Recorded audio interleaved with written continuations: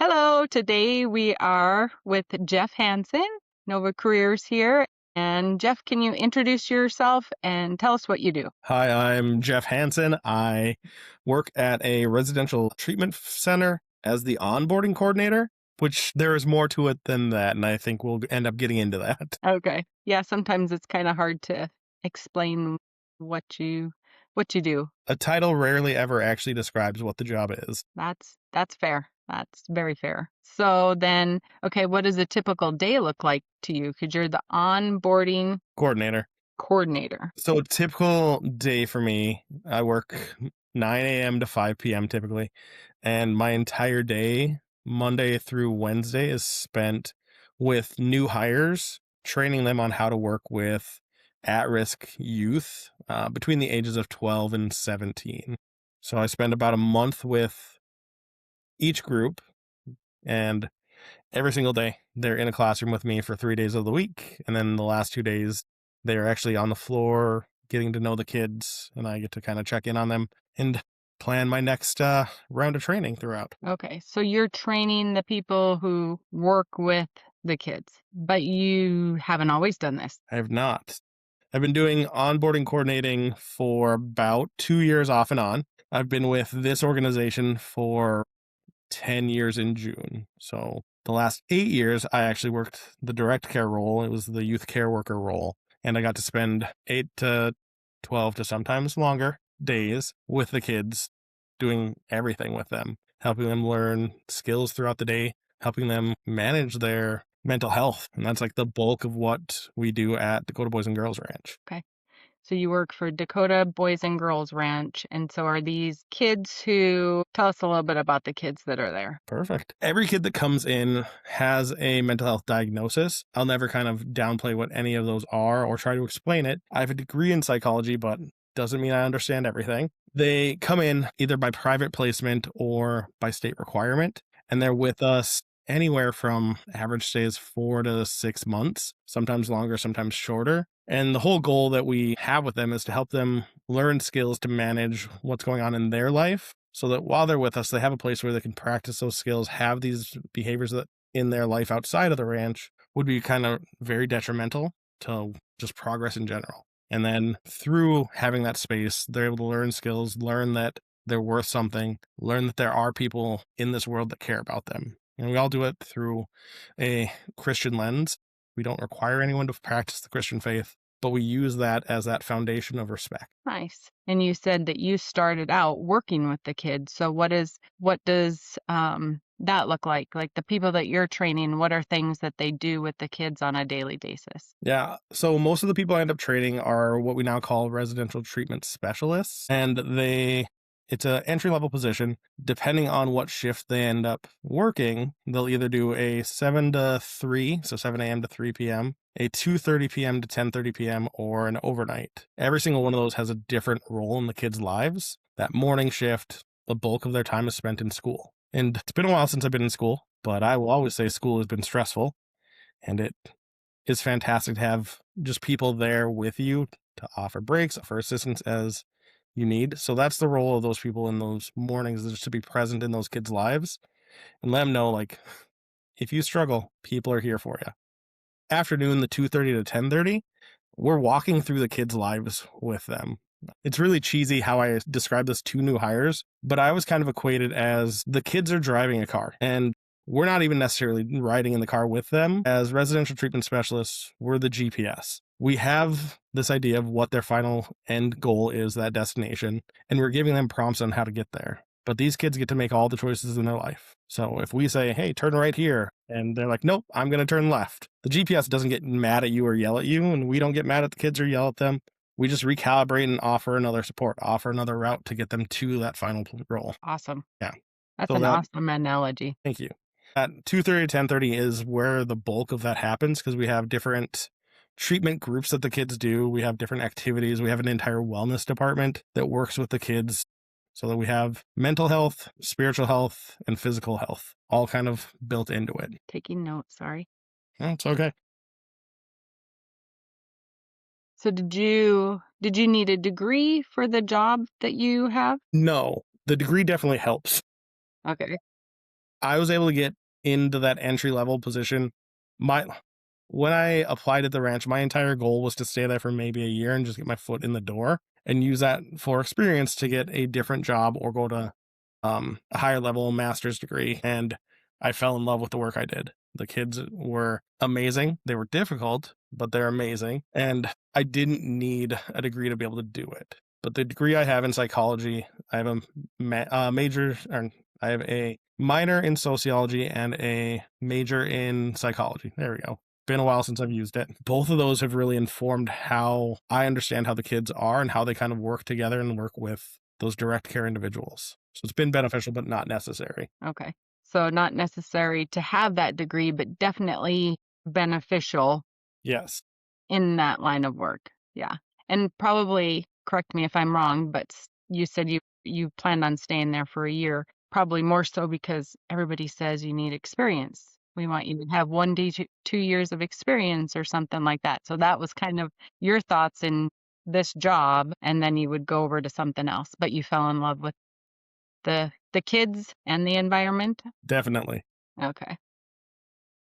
Prior to working at the ranch, I'd worked in fast food and I was there for almost 8 years after I'd gotten my degree and I wasn't using it. And I just felt like, it's time to grow up. Should probably use this thing that you put all this money into. So I went to the ranch to try to just get that experience. And I learned so much just by making that leap and going and putting myself out there to try something completely different. It's awesome.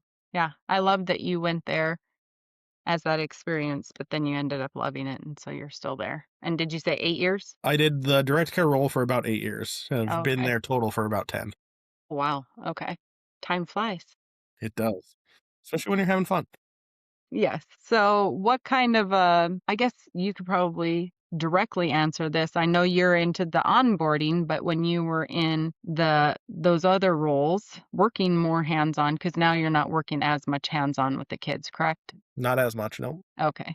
So when you were in those other roles, what sort of a person now as an onboarding person are you looking to hire, or what sort of a person would be good in this at the Boys and Girls Ranch or in a role like this? So I've done a lot of interviewing at my time at the ranch, and the things that I always look for is someone that has and understands empathy and someone that understands therapeutic boundaries. The role that everyone plays at the ranch in the kids' lives is a weird role. We're not their parents, we're not their best friends, siblings, uncles, any of those things. But we do a lot of the similar role play where you fill those roles, but you're not those roles. So you have to be able to create this boundary with these kids where you still support them and care about them, but are able to back off because they do have those other people in their life that actually fill those roles, and you don't want to cross that ever. Step, yeah. So appropriate boundaries and empathy always. Mhm.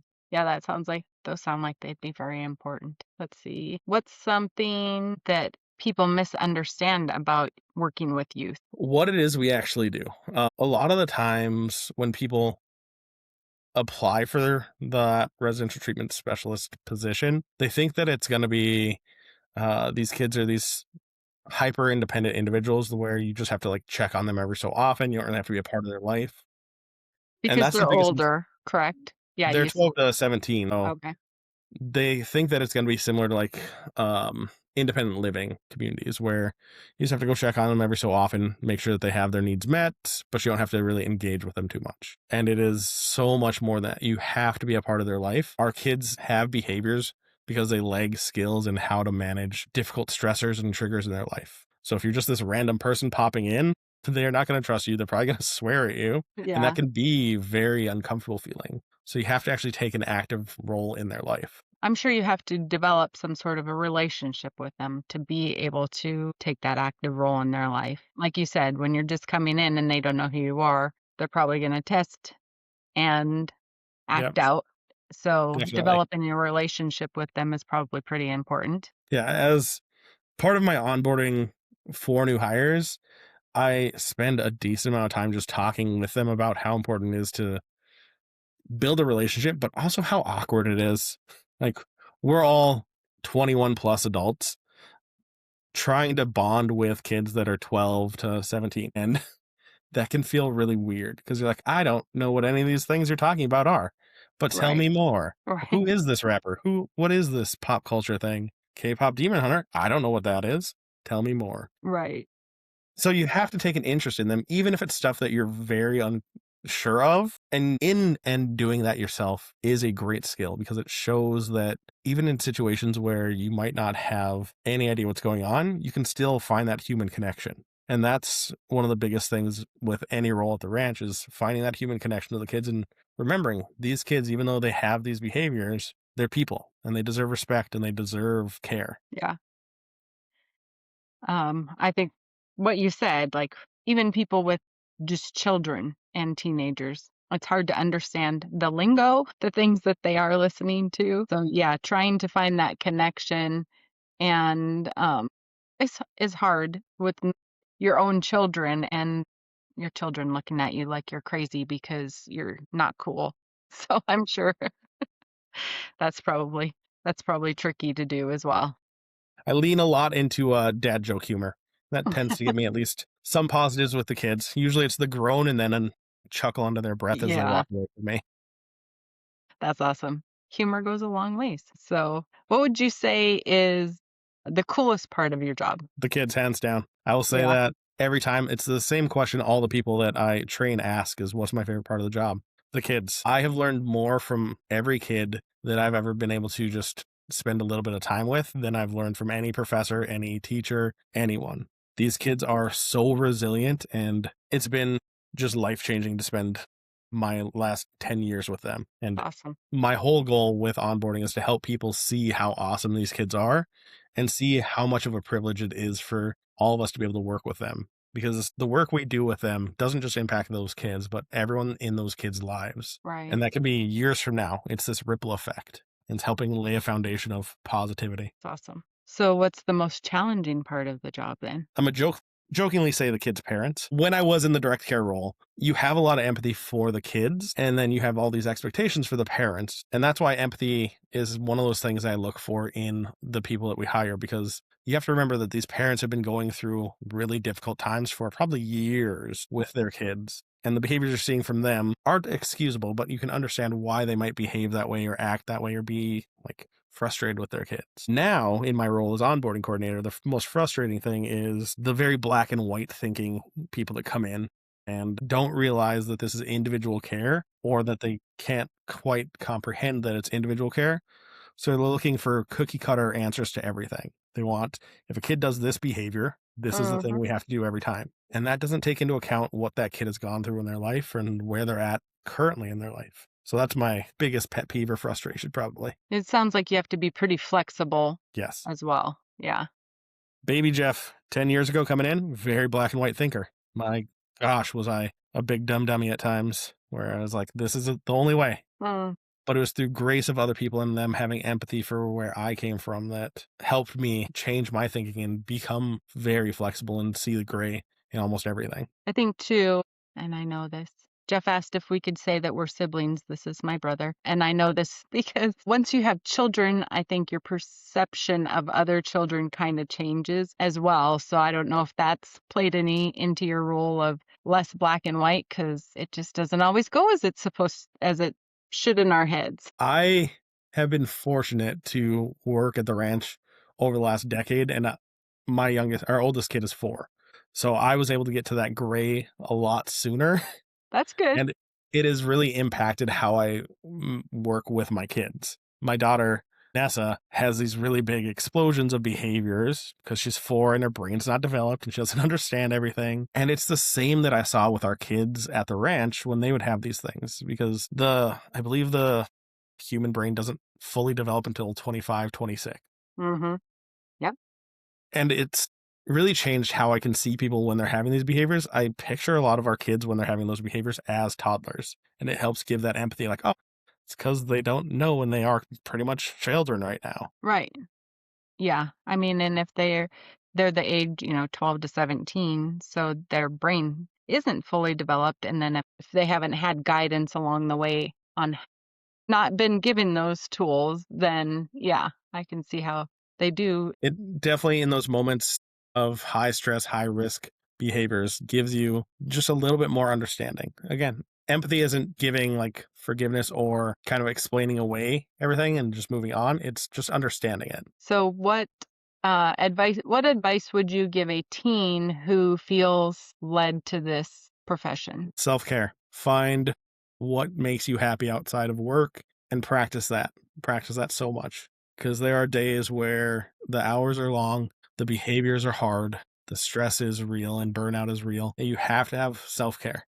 I have been lucky enough to have a lot of hobbies. If you look behind me, I got a lot of knickknacks and comics and things like that. It has helped me throughout my entire career there. I have an amazing, supportive wife that lets me vent on the days where I need to, and then we just move on. So find self care, find that outlet. My next question was, how do you handle stress? So I guess it would be self-care. That stress in the moment, because I've been in some pretty high stress, high physical violence episodes with our kids at work. You have to find the positive. Even when a kid is chasing after you, trying to hit you, assault you, you have to find something positive to latch onto, or else that empathy goes away and you just stop seeing that kid for a person. You only see them as a behavior. Right. So what's one thing that you wish you'd been told before starting this job? Is there anything?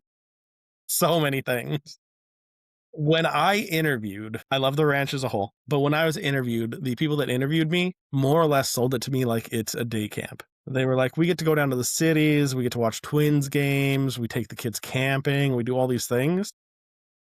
Sounds fun. It does sound fun. And like I had done mission trips in high school for church, and we got to do a lot of those funner things with communities. And I was like, this is right up my alley. I've never taken the kids to a Twins game. I've never gone down to the cities. I've never taken them camping. The individuals that interviewed me were for a lower level of care. And when they offered me the position, they offered me at the higher level care facility, the PRTF, Psychiatric Residential Treatment Facility.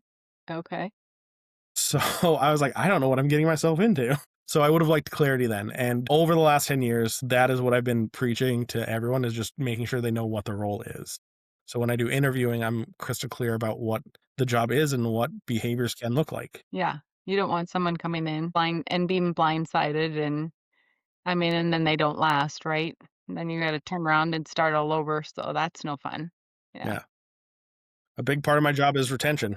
I have to do everything I can to make sure people are comfortable in their jobs, knowledgeable about what they do, and understand the purpose of why they're doing those things. Well, and that speaks to consistency with the kids. If you have turnover constantly, the kids are not going to get comfortable with those people. And that's something that you strive for, is to have that Yep. consistent, Yep. consistent, consistent. I struggle with it as well. I say consistency on almost a daily basis with the people I work with. Took me a while to get it down consistently. So, what did you want to be when you were in high school? In high school, I wanted to be a therapist. Even before that, in elementary school, that was the thing that I had my heart set on. I always loved the idea of being able to help people. And naive young Jeff thought that the only way you could help people was by being a therapist. Bless the therapists that we have at the ranch and the therapists that I've met throughout my life. They are a special breed of people. To be able to sit with somebody and have them go through all these traumatic things, or even just the stressors of their life, Mm-hmm. and help them through that is an amazing thing. I think that someday I might be able to get there, but I'm very happy with what I do because I'm helping in a different way. And our kids need that. The people that I'm training need somebody there that is there for them as a support, as a resource. Therapy, maybe someday. We'll see. And I'm sure you use you've already said that you do use your degree. So, I'm sure you're a therapist at some level anyway. Just an unofficial, don't get the pay, don't get the title or the letters behind my name or in front of my name, but it's okay. Maybe one day. So, what was the first job you ever had? Oh, growing up, I don't know if you can consider it an official job because I wasn't taxed or anything, but my family, my brothers, sister, my father, we all did roofing from the time I was 10 until 18. Probably shouldn't have been at that age, uh, but that would have been the first official job I did because it was the consistent thing, and that's what paid for my college. That taught me so much about work ethic and hard work and having timelines and just being on top of Patience. stuff. What? Patience. patience at times. Working with your siblings is a very different thing, and working with your father is a very different, odd thing at times. But I wouldn't change it for anything. Without that, I wouldn't be the person I am. My actual first legal job would have been working at Papa Murphy's as just every role possible there. Okay. My brother got me the job with him, so I got to work making pizzas and greeting customers and using till and all of those things. And it was that people skill there that I think really helped me learn how to do well at the ranch and with these kids. Because working with you guys on the roof, we're just talking to each other and not always the nicest people to each other, We had but fun. it was always fun. But having to actually like talk with people, make small talk, engage with them gives you a whole nother set of skills where you're able to actually just see those people for people, see them as individuals that aren't trying to do anything other than just make it through life. Right. We just want to do well for each other. You have to be nicer to strangers. Yes, I will agree to that. Yeah. Yeah, it was fun times on the roofs. It was times on the roofs. So what's one job you would never want to have? I can't do anything where I have to be at a desk for too long. I hate sitting at a computer and just staring at it, typing. Love people that can do that. That is a needed skill. I have to be able to go out. I have to be able to like talk with people, and I just have to be around people at times. Yeah. You're more of a people person. I am. I am horribly introverted. I have extreme anxiety when it comes to public speaking. Doing onboarding, the first 3 days of the week, I'm speaking in front of groups of people. Is one of my most anxious things is the first 5 minutes of any day. But then I'm able to calm myself, use some grounding techniques to just make sure that I'm here present in the moment with those people, and that helps me move on. So yeah, I would hate being stuck at a computer. Bring it back. I'm with you there with the public speaking, which is why this is bizarre for me. But so what's one piece of advice you would give your 16-year-old self? It's okay to be weird. It's the same advice I give to all the new hires, all the kids. It is okay to be weird. Like, I am an odd person. I will gladly You claim that. claim that? Yes. And it is okay to be that. You don't have to live up to anyone else's standards other than your own, as long as it is respectful and safe. Good advice. Oh, just wanted to wrap up and thank you so much for being on here, and thank you for sharing with us what you do. Definitely another job that's very important. You're needed and you're a special breed to be able to work with kids. Love the bigger kids. I love that you love your job. You can see it just when you talk about it and you talk about the kids, how passionate you are about what you do, and you're definitely needed to be able to help those who are still developing the skills that they need for life. We like to look at it like everyone has this positive, good self, and the trauma, the behaviors, all of these things in their life are their way of protecting themselves and protecting that good self. And we're just trying to chip away to get back to that good self so that person can come back and be their full best self. I like that. I can see that this job suits you well. Thank you. Thank you for being on today, Jeff, Yeah, and thank you. talking to me. No problem.